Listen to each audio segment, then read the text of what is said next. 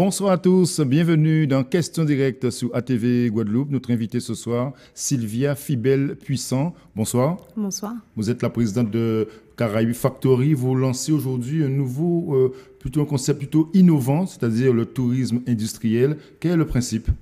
Alors, le tourisme industriel, c'est le fait pour un visiteur, quel qu'il soit, ça peut être un touriste ou un résident, ça peut être un scolaire ou un professionnel, Oui.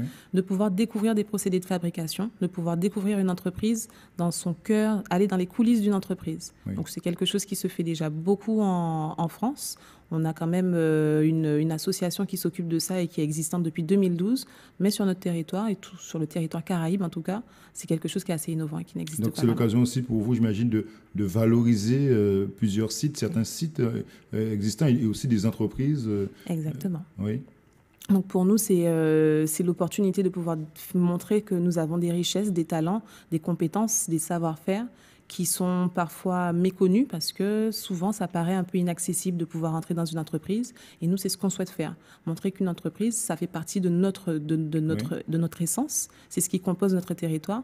Et donc, on est très, très content de pouvoir lancer ce projet et de pouvoir permettre à la population de découvrir qu'est-ce qui se passe chez nous, qu'est-ce qu'on a chez nous et de le valoriser. Oui, les téléspectateurs qui nous regardent ce soir doivent se poser la question, quelles sont les entreprises qui participent justement à ce concept aujourd'hui, pour l'instant ? Alors, on va démarrer avec les premières entreprises qui nous ont fait confiance sur le projet. Donc, on a déjà des visites qui vont être possibles virtuellement avec EDF, qui a suivi sur ce concept. Et on a également la centrale géothermique de Bouillante, où on a encore la distillerie Bologne, ou encore le laboratoire de l'INRA. Donc, pour les gens qui sont intéressés, comment justement participer à ces découvertes, à ces visites ?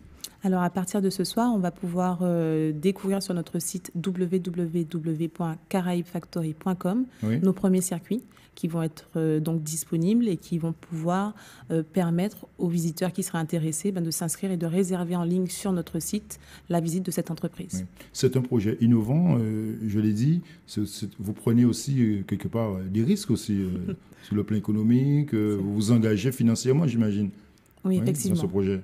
Bon, après, être entrepreneur, quelles ont été les difficultés que vous avez pu rencontrer ? C'est un projet qui date, que vous avez mûrement réfléchi, bien préparé ? Alors, pour vous expliquer un peu comment ça s'est mis en place, moi, j'ai fait des visites de la centrale géothermique de Bouillante depuis 2012 parce que j'ai été embauchée chez eux en tant que responsable communication.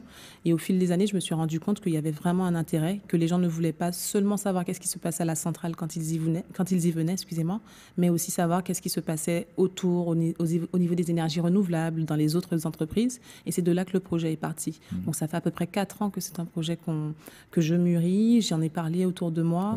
J'ai réussi à me constituer une petite équipe qui est vraiment très efficace, qui croit en ce projet, qui est vraiment passionné et engagé avec moi. Et je trouve ça vraiment extraordinaire parce que c'est quelque chose de rare d'avoir des personnes qui se mobilisent autour d'un projet qui n'est pas à l'origine le leur.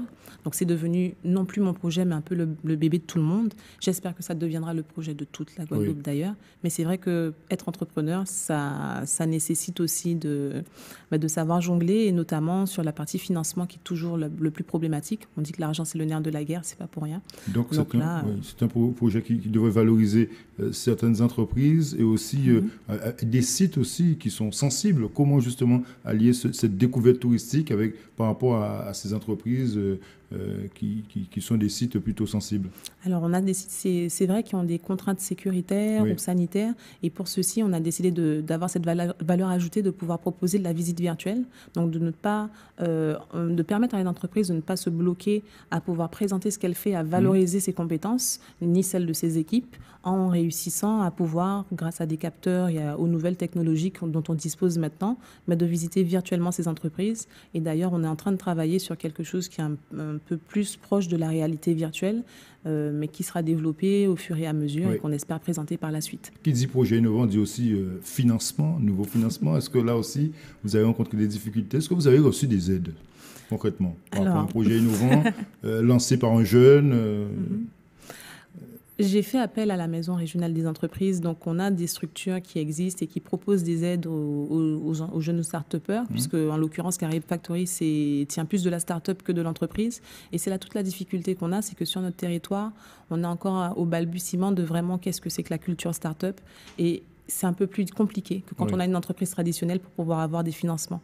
J'ai dû faire face effectivement à beaucoup de freins à ce niveau-là parce qu'aujourd'hui, les subventions qu'on va pouvoir obtenir, elles sont souvent couplées à l'obtention d'un prêt bancaire. Ah oui, et là, c'est compliqué. Là, c'est plus difficile. C'est plus difficile. Donc, obtenir la subvention régionale, en tout cas l'accord de cette subvention, ça, c'est déjà...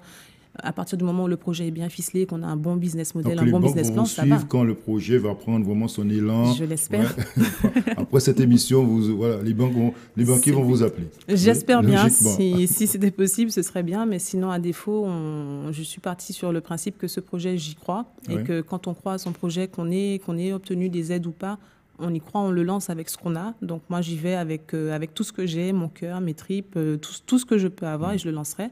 Et...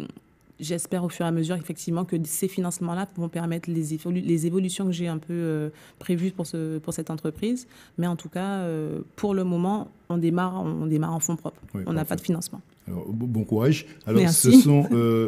Justement, est-ce que c'est un projet qui peut s'ouvrir vers la Caraïbe ?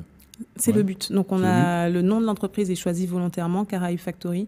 On a décidé d'allier le français et l'anglais pour justement permettre que ce soit compréhensible, quel que soit l'endroit où on se situe. Le mot Caraïbe est très bien compris dans la Caraïbe anglophone. Et on a déjà commencé, depuis l'année dernière, on a initié avec mon équipe une prospection sur ces dites entreprises. Donc, on a déjà ciblé certains territoires, comme la Barbade, qui sont assez intéressés par le projet, ou la Martinique. Donc, on va y aller au fur et à mesure. Et puis surtout, on est très fiers de pouvoir bénéficier du soutien de partenaires comme les MPI, donc l'Association des moyennes et petites industries, qui nous permettent, grâce à un partenariat, de pouvoir nous ouvrir les portes de leur réseau et qui nous ont permis de, par exemple, présenter notre proposition lors de leur assemblée générale. Donc, au fur et à mesure, ces partenariats-là vont nous permettre de pouvoir rencontrer d'autres associations d'industrie dans d'autres pays de la Caraïbe. Et à terme, on pourra visiter des entreprises dans toute la Caraïbe. Alors, pour les téléspectateurs qui nous regardent ce soir, premier réflexe, d'abord, aller sur le site ce soir. Le premier réflexe, on tape www.caraibefactory.com et là, on pourra découvrir nos premiers circuits. On a aussi une page Facebook sur laquelle on a déjà une petite communauté qui est assez active et on peut la retrouver en tapant Caraïbes Factory sur Facebook, sur Twitter, sur Instagram, mais surtout le site internet dès ce soir. Parfait. Merci beaucoup Sylvia Fibel-Puissant d'être venue ce soir et bon vent à ce projet innovant. On espère qu'il va durer dans le temps. Merci beaucoup de votre invitation. Merci encore. Merci de nous avoir suivis ce soir sur ATV Guadeloupe. Bonne soirée à vous. On se retrouve demain.